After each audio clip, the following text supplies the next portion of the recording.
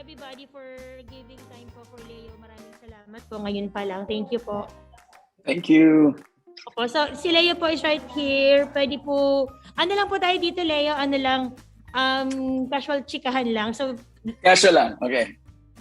casual chikahan lang para they get to know you and also kwentuhan mo rin sila about yung teleserye mo nung nakaraan na nag-number 1 at saka yung ngayon din.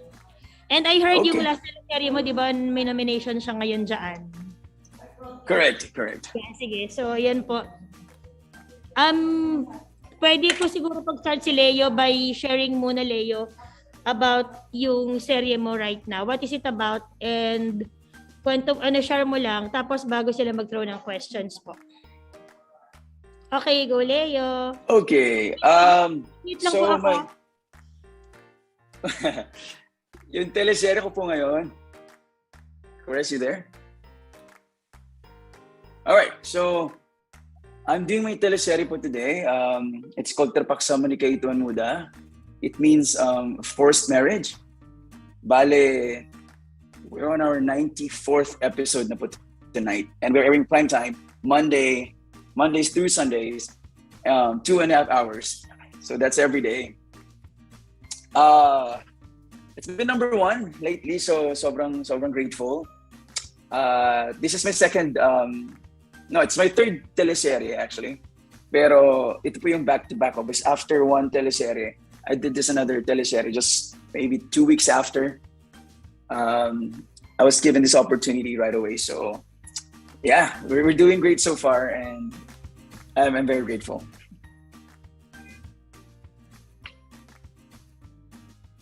Am I still there? No sound? Guys, you're free po to ask questions po kay Leo.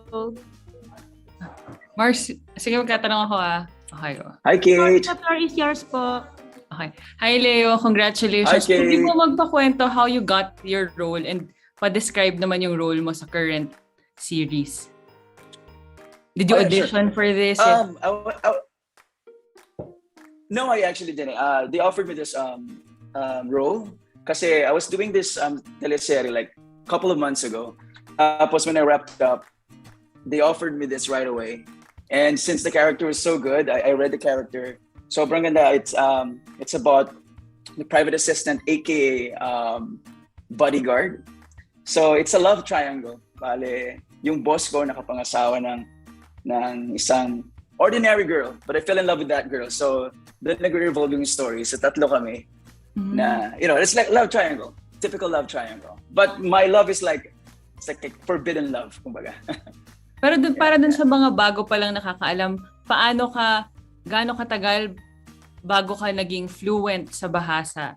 Ganyan. And would you say ngayon na talagang completely you understand everything sa set, sa script, ganyan?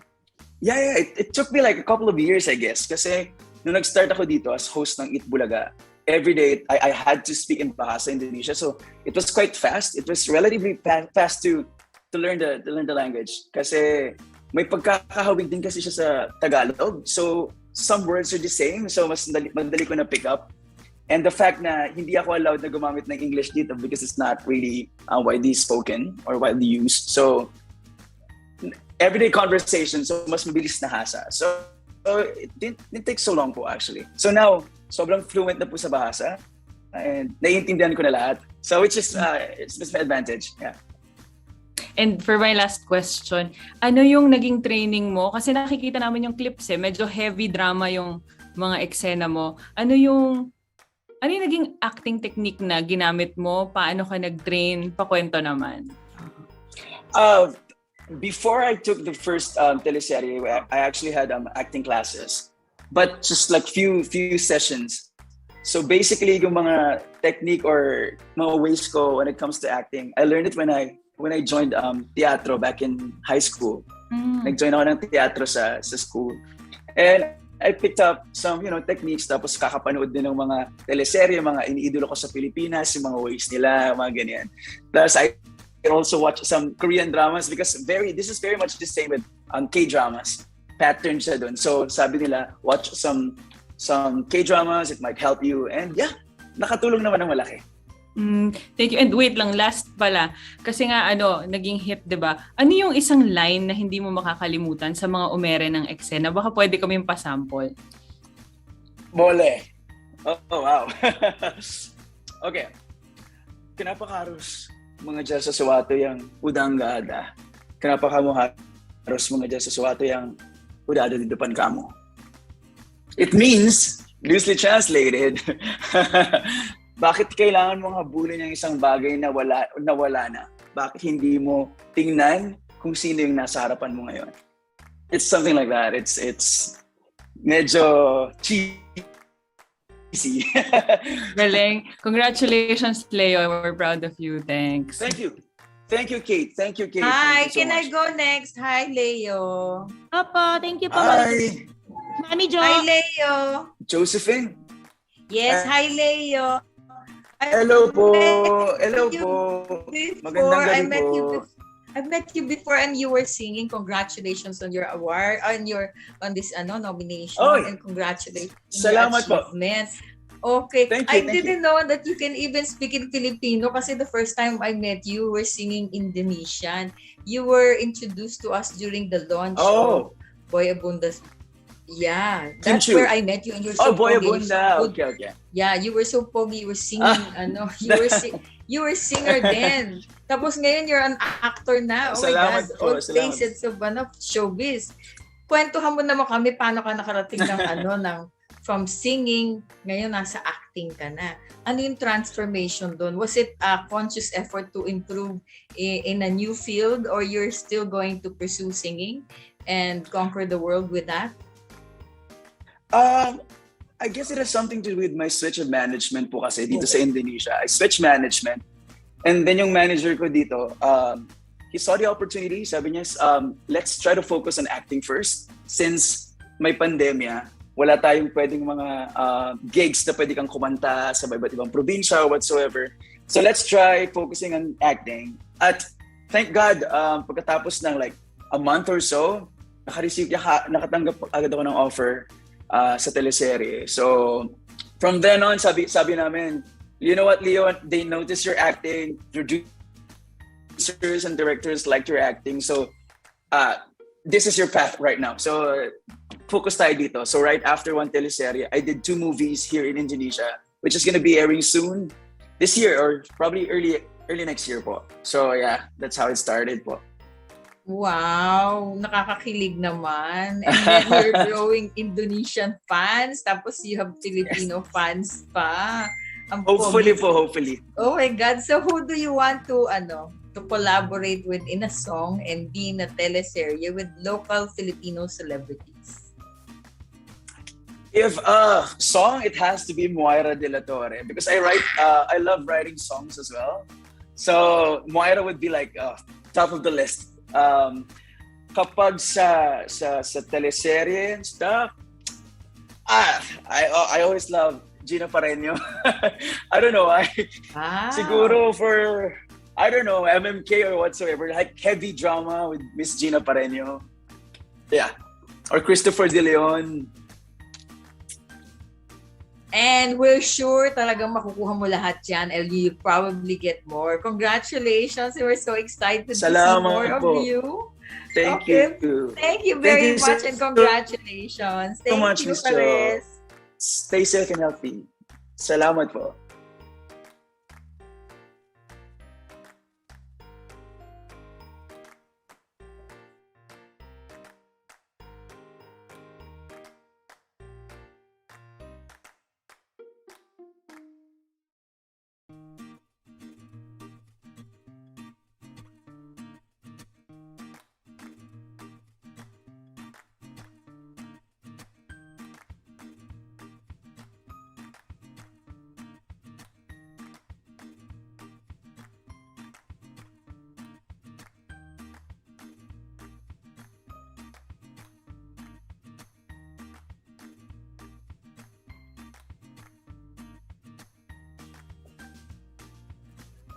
Thank you, Leo. Thank you, Pares. Thank you po. Thank you. Thank Pwede- you. Pwede po magtanong kahit sino po.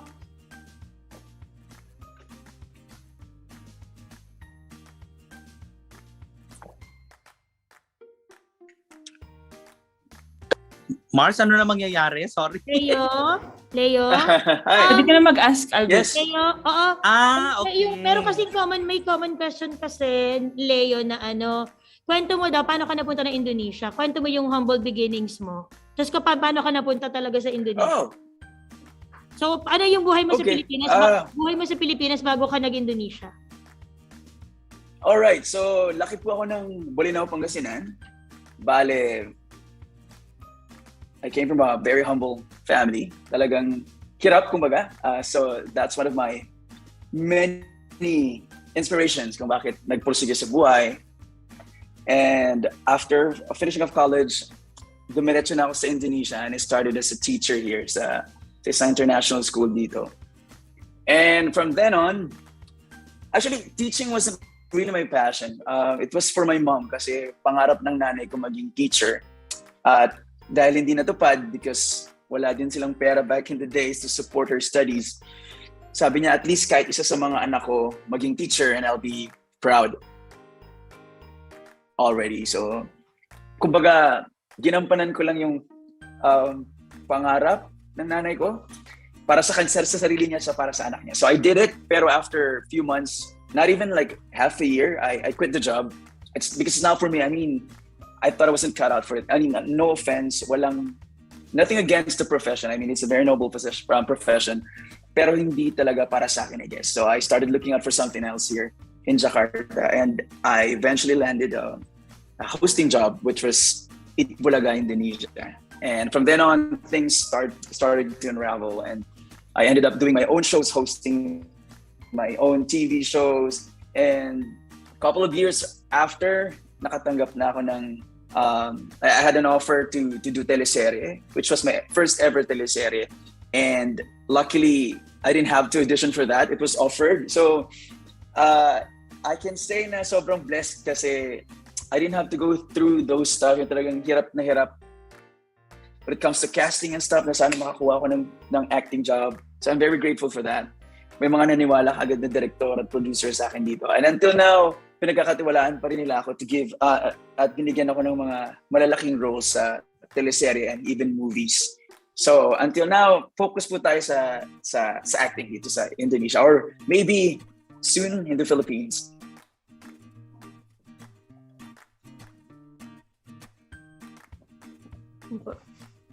Meron pong questions po. O sige, Mars, ako na. Opo. Thank you, Hi, Sir Albert. Hi.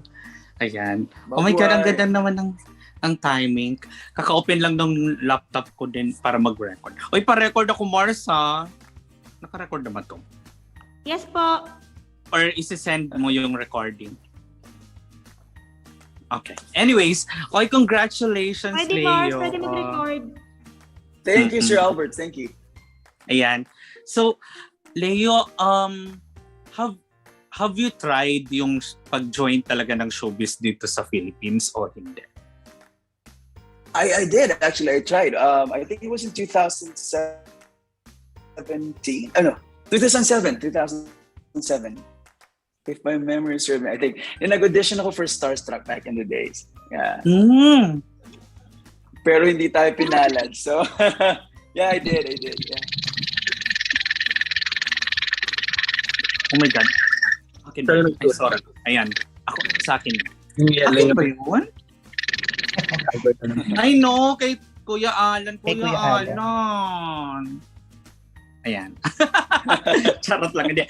Ay, so, ibig sabihin, even before you get into Indonesia, talagang dream mo na din talagang mag-artista. Tama ba? Yeah. It was my dream, actually. Nag-start kasi ako talaga sa ABS-CBN Regional Network Group sa Baguio. I used to host this traveling show. Pagkatapos nun, kasi I had to focus on my studies, kaya I left the show. Then right after that, I tried to audition for Starstruck, Pinoy Big Brother, and Pinoy Dream Academy. Yeah. So, pero hindi talaga pinalad. So I think it wasn't for me. Yeah. Mm-mm. Pero, Leo, was it like somehow, I don't know if the right term is frustration, na parang mas na-appreciate ka pa ng Indonesians rather than ng Filipinos, yung talent mo? Well, honestly speaking, at first, when I came here, tapos nabigyan ako ng projects, I won't lie. Of course, simula I felt like, bakit ganun? Parang dito pa ako na-appreciate. Like what you said, it's very frustrating in a way. But now that things worked out fine, I think it makes sense now na kung bakit hindi ako natanggap dyan sa Pilipinas. Because maybe I was meant to be here first. So, may mga ganun talaga. Lalo sa showbiz, I think it's all about timing. Mm-mm. Timing at opportunity din talaga. Kung hindi para sa akin before, then I had to let it go and just move on. And andito yung opportunity for me siguro. Okay. And Leo, tama ba? Yung mga characters mo ba sa teleserye, as Indonesian ka or as a foreigner or Filipino? Okay, so I did 3 teleserye. So the first one, Filipino ako doon na galing sa Pilipinas na bumalik dito sa Indonesia. So I had to play as Leo Consul. The second one, pure Indonesian. So I really had to work on my accent, my intonation, my dictions, everything. Tapos itong we're currently filming pure Indonesian din. So it's quite a challenge kasi yung mga viewers natutuwa sila in a way kasi naririnig nila yung Filipino accent ko. Fluence of Indonesia, but then again, may konting Filipino accent, which is good. I'm proud to represent Filipino. Nice one. At taka lang naalala ko, parang nung last ko na narinig yung name mo or nabasa, was parang sinasabi na you look like Papa P. Ganyan. And ngayon parang wow. Tas ngayon tinitingnan kita, parang mas inigo ka ngayon rather than Piolo. Ganyan. So paano ba? Ay, sorry, may ganyan lang. Pero do you still get those kind of compliments and all? I did. Actually, like 2 days ago, I was chatting with Inigo. Nagkataon kasi Insta story namin sa Instagram, magkadikit, tapos parehas pa yun ang profile picture. Sabi ko, bro, this is like twins. Sabi, hi, brother. We were chatting 2 days ago. And I get that a lot, and it's okay. I mean, that's a compliment. I mean, Piolo Pascual and Inigo Pascual, those two are like amazing artists. So, wow. I'm flattered. At the way ka rin magsalita, parang si Inigo. Parang naririnig ko si Inigo somehow. Ganun. Pero at least pareho kayo ni Inigo na parang paving the Filipinos for an international career and all, di ba? Thank you. Kaya super bongga. Pero anong tawag nito? 3 questions na lang. Ganyan. So, sure. May love life ka ba? Love life, wow. I just broke up. Si Tita Kate, nanditong vlogger. Maganda yon, promise. Oh, tingnan mo. I saw her. I thought, kanina. Well, I just broke up. So, single muna. Like, broke up when? Like, recently lang, ganon? Recently, yeah. It's long-distance relationship, so it's quite tough. Gawa ng pandemic. So, as of now, I'm focusing on my career muna. Siguro, malay natin, pag uwi ng Pilipinas, baka we ended up with a Filipina din. We never know. Pero how did you deal with pandemic breakup? Di ba kasi iba yung breakup na marami kang friends na makakausap versus ito na pandemic, ganon. One thing that helped me a lot, I guess, because during the breakup, I was also doing this teleserye. So I was very busy. So wala akong time to actually really focus on that. At nagkataon naman na it was mutual, walang hard feelings. So it was a smooth breakup. So everything was good. Okay. Ay, ang galing naman, madali, at least, it wasn't that difficult for you. Kasi nung ako mahirap. It's so difficult. Ganyan. Pero si Tita Kate, hindi ako sure kung paano niya i-deal ang mga breakups. Ganyan. Ay, pero na lang. So, what I know, alam ko nakafocus ka ngayon, ganyan, with your career, sabi mo nga. Pero like, if you're going to jump into another relationship, what's your wish na sana ganito yung magiging next girlfriend mo? Well, I hope the next one would be the serious type now because I'm not getting any younger na rin. So, I want to have my own family in the future, I guess. So I think it's about time. I'm not into like playing around anymore or hooking up or something like that. So I think more on serious type yung parehas kami ng visions in life. Parehas na kami ng gustong tahakin. So it's not gonna be as complicated anymore. At alam namin kung anong direction namin na gustong puntahan. So more doon. Okay. Oy, sana mahanap mo na. At pag mahanap mo, magka-chikahan ulit tayo. At mali mo, Baka si Miss nandito Kate. lang sa Zoom. Baka si Miss Nandito Kate. lang pala sa Zoom yung hinahanap mo. Hi, Tita Kate! Oy, congratulations, Leo, ha? Thank you so much, Sir Albert. We Thank hope you. to see you here in the Thank you. Philippines. Hopefully. Thank Salamat po, you. Sir Albert. Thank you, Leo. Bye-bye. Viewers, grabe, meron tayo biglang love team. Oh. Nagka-love team. Si Kate That at saka was si instant. Claire. Oo. Instant yun. Oo. Meron pa po tayong next question. Yes po, magtatanong po ako, Miss Perez. Okay po. Sige po. Hi, Hi, Leo. Sir Chad. Congratulations.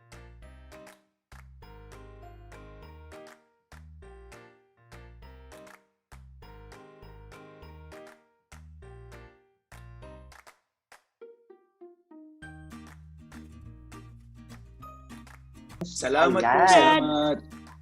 Ayan, so actually you're one of the hottest sa IG, no, na pina-follow ko.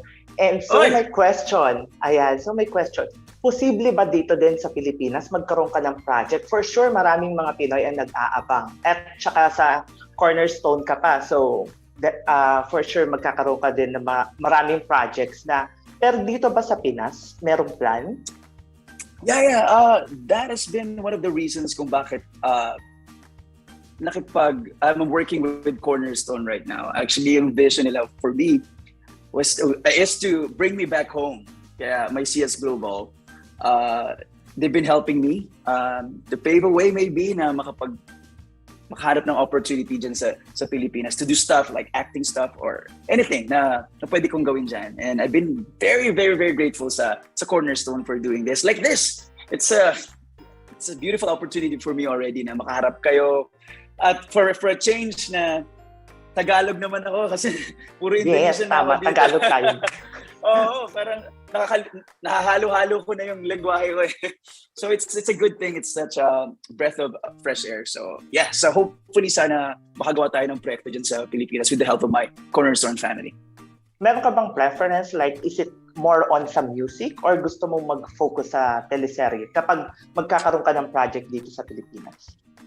Well, interestingly, I just talked to Sir Jeff the other day, a couple of days ago. Tapos we talked about, I think magpo-focus kami sa acting for now. So pag uwi ko dyan, maybe after my teleserye, which is next year siguro, after that, didiretso na ako ng Pilipinas and I'd stay longer this time para makapag-focus talaga sa mga proyekto na pwede kong gawin dyan sa Pilipinas. So yeah, basically acting tayo. Acting muna po tayo. Ayan, since na-mention mo ang acting, for sure you're one of the leading man na aabangan. Sino naman ang leading lady na nasa top 3 leading lady na nasa isip mo? Wow! Liza Soberano, sorry, but Liza Soberano is Liza Soberano. Catherine Bernardo and Nadine Lustre. Wow! Meron ka bang ultimate showbiz crush, Leo? May ganun Liza ka ba? Soberano. Anong meron kay Liza na na-crushan mo? Na-crushan? I think the thing about Liza, physical, alam na natin lahat. She's beautiful. Kahit mga Indonesians, they would ask me like, she's Filipina, you know her for sure. She's beautiful. Ang dami nagkakagusto kay Liza dito. But what I saw from Liza is the fact that she's very smart. She's very brave to voice out what's inside her. You know what I mean? Parang hindi takot dahil celebrity siya. Dapat babantayan ko kung ano sasabihin ko whatsoever. I like the bravery. Gusto ko yung courage na, to speak up in those stuff. So that's very sexy for me. How would you compare, Leo, yung showbiz sa Indonesia at saka yung showbiz dito sa atin? That's very easy. Indonesian showbiz industry is very conservative. Kasi majority dito, kami, Muslim. So, So, bawal magpa-sexy? Ganun ba yun? Yep. Even hindi ako pwedeng maging shirtless sa teleserye ko because I have tattoos. Sige, balik ka na ulit dito para hindi ka na Muslim. No, I'm not Muslim po. I'm Catholic. But the thing is, kailangan kong sumunod sa patakaran nila dito for sure. Yeah. And how about sa fans? Pagdating sa fans, ano yung na-appreciate mo sa Pinoy fan at saka sa Indonesian na fan? Sa Pinoy fans, hardcore fans sa mga Pinoy. Pag nagustuhan ka nila, talagang full support talaga. As in, you would feel the love. Talagang makikipag-away ang mga yan para sa'yo. But Indonesian fans, they're very open. So, wala kasi kami mga network wars dito and whatsoever. So, kung nakikita nila ako sa ibang istasyon or nakipag-love team sa iba, they support me. Kasi alam nila it's for my growth as an actor. Wala silang kumbaga nakakasakal in a way na parang kailangan dito ka lang kasi dito ka nagsimula or whatsoever. Wala pong ganun. So very supportive sila.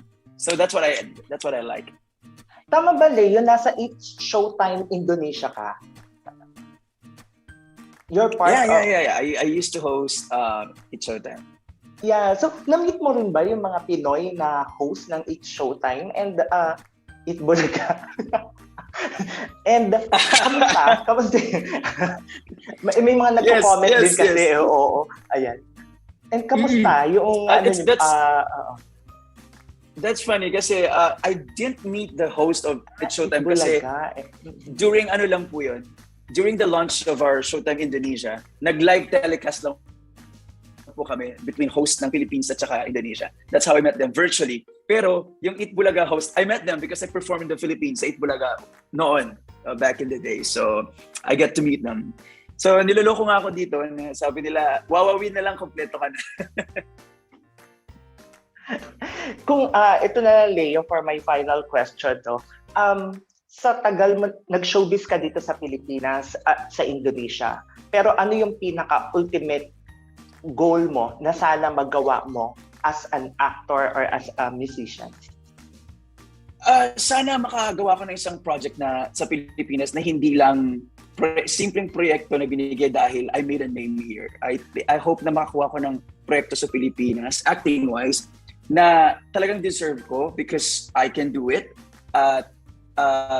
Gusto kong it's more like for my father actually kasi pangarap ng tatay ko na mapanood ako dyan sa Pilipinas. Like speaking my own language, entertaining my own kababayan. So I think that's my ultimate goal.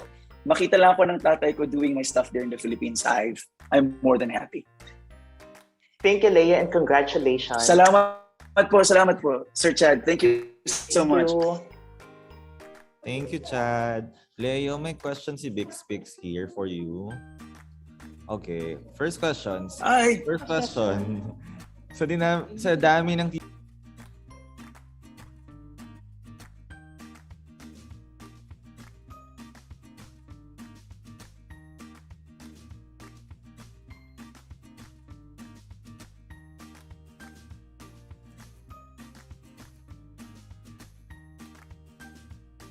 TV stations at TV shows sa Indonesia, talagang super big deal ang maging number 1 ng show. Dumating ba sa point na ang tawag na sa iyo ng mga Indonesians ay yung character name mo? Yeah. Actually, ang tawag na nila talaga sa every time I jog around dito sa location namin, pag lumalabas ako, they would call me David, hindi na Leo. So, nasanay na sila sa character ko sa teleserye. Okay, question number 2. Kumusta ka naman ngayong pandemic, especially noong nagkaroon ng surge ng Delta variant sa Indonesia? And how's the protocol during taping or shooting? Well, I've been good kasi like what I told my friends, I think I was born for this kasi in a way, I'm very introvert. So talagang kung wala ako sa work, sa bahay lang din talaga ako. So it didn't make much difference nung dumating tong COVID na to. Actually, it helped me na makapag-discover ng a lot of stuff about myself too. So, it kind of helped me in a way. So, I won't call it a blessing, pero yeah, may natutunan din ako a thing or two about this pandemic. Tapos, yung protocol dito sa Indonesia, it wasn't as tough or tight as the ones in the Philippines. Saglit lang kami nagkaroon ng lockdown. Then after that, kahit na talagang surge kung surge, pero hindi ganun katindi gagaya na nakikita ko sa news sa Pilipinas. Okay. Third and last question from Bip Speaks. My gosh, you're really on my list of pinakagwapo, pinaka-yummy, and pinaka-hot na guys. How do you maintain your kagwapuhan and pagiging hot? Wow, I wouldn't even relate myself to those adjectives, but thank you for saying so. Well, I make sure na inaalagaan ko yung katawan ko. Like kahit na pagod sa taping, I make sure I'd squeeze in some time to work out every morning. As you guys can see on my stories or IG stories, I always post stuff to inspire people to do the same. Na kahit busy tayo, we have to take care of our body. As positive vibes lang talaga. It helps na it will radiate, kumbaga. Kung masaya tayo inside, you're gonna look happy outside. Ganun lang po. Thanks, Leo. Thank you po. Thank you so much. My question si Bernard from My Movie World. Hi, Sir Bernard. Yes, hello Leo, good evening. Yeah, first Good evening. question ko, since parang natanong na yung mga about sa showbiz industry, how are you doing or what is your work ethics, no? Now my question is, can you give or can you share some glimpse or pasilip? Sino si Leo Consul behind the camera? Ano yung usual na pinagkakaabalahan mo? Pinagkakabalahan lately, aside from a teleserye, I've been writing songs. It's siguro hindi alam ng mga tao na I also write a lot of songs. Hobby ko yun kasi it keeps me in a way balanced kasi medyo pag nababurnout na tayo sa teleserye, I need some outlet para kahit paano mabawasan yung stress. And I also love traveling. Kung wala lang pandemic, every week I would go somewhere else. I would fly somewhere else para, to explore and madagdagan pa yung knowledge about stuff in this world. Ganyan. Aside from that, I'm also a chef, so I cook a lot, I experiment a lot in the kitchen. And now that I'm vegetarian, I am actually releasing a book here in Indonesia about vegetarianism and a cookbook na vegetarian inspired. So yeah, that's been keeping me busy, pero medyo wala pa pong time because of this teleserye kasi we work Monday to Sunday. We air Monday to Sunday, then 2.5 hours. So, hirap talaga tayo sa schedule. Okay. Yeah, you've mentioned na mahilig ka mag-travel and I also saw sa IG po na ang dami mong mga pictures sa iba't ibang location. Can you share some of the memorable location na napuntahan mo na and ano yung experience and why? I have to say it has to be in Vietnam kasi it wasn't the conventional travel, kumbaga. Yung, you go to Vietnam and then you just go to those hotspots. I didn't do it that way. Bali, pumunta ako sa probinsya ng Vietnam and I lived with the locals. I learned how to do their ways, kumbaga. Natulog ako sa bahay nila. It was part of the plan, kumbaga. So it was a very eye-opening experience kasi, at times, we tend to take things for granted, lalo't ngayon, we feel like we're very successful na ang dami na nating na-achieve sa buhay. Tapos, out of the blue, babalik tayo sa roots natin. Because I used to stay in that kind of place as well in the Philippines, sa Bolinao. So it was a wake-up call for me na I have no right to complain, kumbaga. I am given so much. I've been given so much. So I have to be grateful all the time. So it was a very life-altering experience. Okay. And then you also mentioned na nagluluto ka or chef, right? Meron ka na bang parang sarili mong recipe na luto for yourself or for the others? Can you share that? Yes, I actually released my book here in Indonesia. It's called Culinary. I released that 2 years ago. Ang tema ng book was to bring different dishes from different countries. So ang ginagawa ko ay kumbaga fusion. Kumbaga sa Pilipinas may adobo, dito may rendang. So I mix it. So naging trademark ko na siya. Parang ganun. Okay. So yun nga na-mention mo din na nag-host ka right sa Itbulaga, Indonesia. Pero may chance ba na napanood mo din yung Itbulaga rito sa Philippines? Oh yeah, of course. Lumaki din kami nanonood ng Itbulaga. So alam ko na yung mga segments.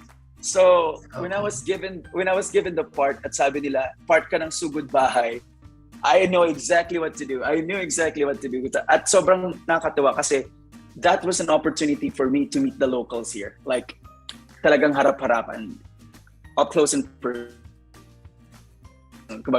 So it was a great experience. Okay. Dito sa latest na series na ginagawa mo, ano yung meron dito? Ano yung bago? What keeps you excited doing this series? Aside from the fact na very fitting yung role sa akin, in a way na mas mature ito compared to my previous one. Because in previous one, I was a college student. Medyo hindi na tayo ganun kabata to do college, role. Kumbaga. Tapos ngayon, they fit it for me, like my age, even the character, medyo hopelessly romantic, kumbaga. Hopeless romantic, ganun. So, I'm very excited kasi a part of it, like half of it, I don't have to act it out kasi parang it's me. So, I'm just giving the character half a life, kumbaga. Okay, last na lang, no? Yung about sa songwriting mo or yung influence mo sa music, ano yung mga usually na kinocompose mo na song or usually na gusto mong pina-perform na kanta? I like songs na deeply rooted sa experience ko, kumbaga. Kasi for me, songwriting is about like storytelling. When you're singing, you're telling a story. So mas mafe-feel mo, mas may soul kung galing sa'yo, kung storya mo, or sa mga na-experience ng ibang tao na I heard or I listened to. So, mga things na sinusulat ko is more personal, mas nakaka-relate siya sa audience for me. Is that like the ones that I wrote a month ago na I'm recording soon, so I hopefully mangyari. So yeah, basically mga life experiences, personal experiences. Okay. All right, Leo, thank you for opening up po sa pag-share ng sarili mo sa amin about you. And we're Thank you. looking forward for your project here in the Philippines and abroad. Thank you, Sir Bernard. Thank you po. Good night. Thank you, Bernard. Leon, next here is John from kumagkaw.com. Hey, Sir Hi, John. Leo. Good Hi, good evening. evening po. Hi. I'm John Good from evening. kumagkaw.com and I'm a lifestyle blogger. I have a couple of questions. This is pretty random, but I'd like you to answer them as honest as you can. All right. What's your father's name? And can you tell me something good about him? What's so good about him? Well, that's a tricky one because I have two fathers. The one that I lived with and until now, and the one who passed away like when I was 12. Yun yung biological father ko. And I didn't get to meet him. So I have no recollection. Wala akong idea or any experience with him, kumbaga. But with my father, my stepfather, there's so many things. Because I wrote a book here in Indonesia and it was inspired by him actually. Every chapter, lahat ng mga values na natutunan ko from my father. And maybe one thing na very memorable sa akin until now, it's still with me, na naging inspiration ko rin to push through sa buhay, was when he said, nung pauwi kami ng bahay, na sinundo ko siya from, working from construction. Sabi niya sa akin, Dong, my name, buli na is Dong. Palayo ko kasi. Dong, mag-aral kang mabuti kasi gusto ko makita kita in the future na hawak ang ball pen instead na pala. So that kept me really motivated until now, and siyang inspiration ko. What has been like the most amount of pain that you've experienced that isn't physical? Most amount of pain isn't physical? Wow. I think when I was looking for my mom, my mom left me when I was in elementary, and my sister brought me to Manila to look for her, but we couldn't find her. We didn't have any trays, no numbers and anything. So I was talking to my sister, and I told her specifically, gusto ko sana when I graduate, my mom would be there to, give me my medals and stuff. And I was bawling like a kid. Well, I was still a kid, and I was crying like crazily. I'm crying. So yeah, it's maybe to sum it all up, my yearning for my mom growing up, because I didn't have much time spent with her. What was something that you loved as a kid doing, and that you think it would be a good thing to do it now? Wow, maybe just going around carelessly, parang no problems. You don't have to think about the bills. Walang problema. Just running freely with my friends, naked. Maybe not naked now, but back in the days, who wouldn't like that? I mean, innocent days. So it would be fun. Yung wala tayong iniisip na problema, walang mga pasanin pa sa buhay. When all you think about was anong kakainin right after this, or mapapalo ba tayo ni nanay at tatay after, maglaro sa putikan. Stuff like that. Yeah. What's one great dream that you think you have already accomplished? To see my family, or specifically my mom and dad, living in a decent roof, under a decent roof na may electricity. Kasi I grew up without electricity. Like in Bulina until high school, we just used lampara back in the days. So sabi ko sa tatay ko, one day tay, I will work hard and I will give you a freaking lamp or bulb, a light bulb. So simple lang. It for me, it doesn't have to be grand. Kasi it has a deep meaning for me. Malalim na history kung bakit. Kahit ganun kasimple yung bagay na yon, it means a lot to me kasi I wish it for my father. What's one huge dream that you have but you had to let go of? Oh yeah, I had, but I had to let go. Maybe it was the opportunity to study in France, in culinary in France, in Bordeaux. I was given the opportunity. I was accepted, but I had to decline it because I had to shoot a movie here in Indonesia. Na it was a prior commitment already at nagkaroon ng conflict sa schedule. So I had to give up one. At ayoko namang sirain yung image ko dito. So I had to let go of that. Kasi talagang pangarap kong maging professional chef. But maybe hindi pwedeng dalawa at the same time. Because you're striking while the iron is hot. But this one is a little bit personal, but I hope you don't mind. What was the name of your first love? And why do you think you fell in love with them? First love, it has Maria Angela Rivera, organista. I'll never forget. Elementary, my first puppy love, kumbaga. Kapitbahay ko siya in Bolinao. Tapos I secretly fell in love with her, but she didn't know. I mean, she was this rich girl back in the days. Tapos ako yung basurero sa probinsya. So I had to keep it to myself. One thing I loved about her, the simplicity. Kahit napakayaman ng tao, she was well brought up. Pero very down to earth. Tapos nakipag-mingle sa akin kasi kapitbahay nga lang namin. So yeah, so I'll never forget her. At ngayon, we're still talking, and I told her everything about it. So yeah, we just laughed about it. At least you got to tell her. At least. Yeah. My last question, what did you learn from your last heartbreak? Oh, what I learned probably the most is respect, actually. Respect the feelings. Kasi pag wala yung respect, if you don't respect each other, I might have had a bad breakup. Kasi the breakup was very mutual. It was smooth, like what I said.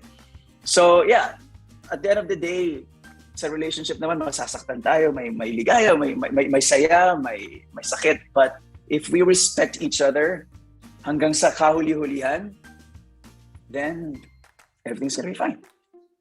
All right. that'll be all for me, Leo. Thank you for Thank you so much. accommodating my questions. Have Thank a you, John. wonderful Thank evening. you. Thank you. You too. Thank you.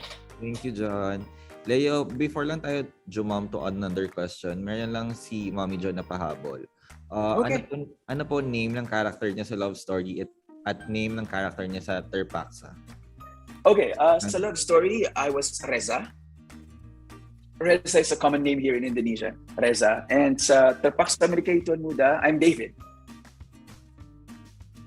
Okay, perfect. Next question is from Sir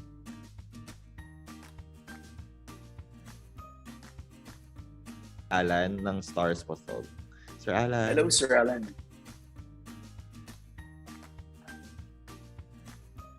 Sir Alan, are you there? Okay, meron din si Vix mas pahabol. Do you believe in true love daw?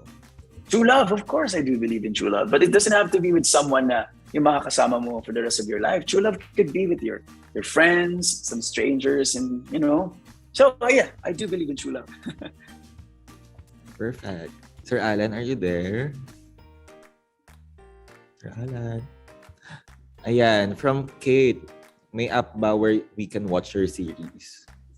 Yeah, we have. From It's called visionplus.com. Andun lahat ng episodes namin. Perfect. Meron pa pong questions? Pwede pa po kayo magtanong. Sir Alan, are you there? Okay, kung wala na si Sir Alan, I'll ask na lang Sir Alan, then I'll message si Leo. Okay. If wala na pong questions, we're done na po for today. Ayun, sabi ni Bixby, terima kasih. Oy, sama-sama. Thank you in you so behalf much of po. Ate Cares din. Thank you, guys. In behalf of Maraming Leo salamat. also, thank you so much. Leo, final words if you have. I end na. Yes po. Kasi may shoot po si Leo actually kasi nasa dinner break lang siya now. Ayun. So Leo, final words, final goodbye to the... Oh yeah. Salamat po sa lahat for sparing your time to meet me virtually. Maraming salamat po. And I hope to meet you guys one day sa Pilipinas. And I hope you can still support me kung pa nagkataong makakuha tayo ng proyekto dyan sa Pilipinas. So yeah, stay safe and healthy everyone. And God bless everyone. Salamat po. Oy, promise yan ha, magkikita tayo in person. We have a deal. Congratulations, Leo. Salamat po. Sama-sama. Congratulations. Congratulations. Ingat po tayo. See you soon. Ingat. Thank you guys. We'll send na lang po ng additional mats if you need. Thank you. Yeah, si Tita Kate gusto niya yung mga shirtless. Oh my God. Pasensya ka na, Leo. Huwag kang masyado nagpapaniwala sa mga yan. Ayan, hindi na recorded. Pwede na Very good. ka. Charot lang. Ay, thank you. Thank you po. Thank you guys. Wala na po si Lea. Salamat po sa inyong lahat.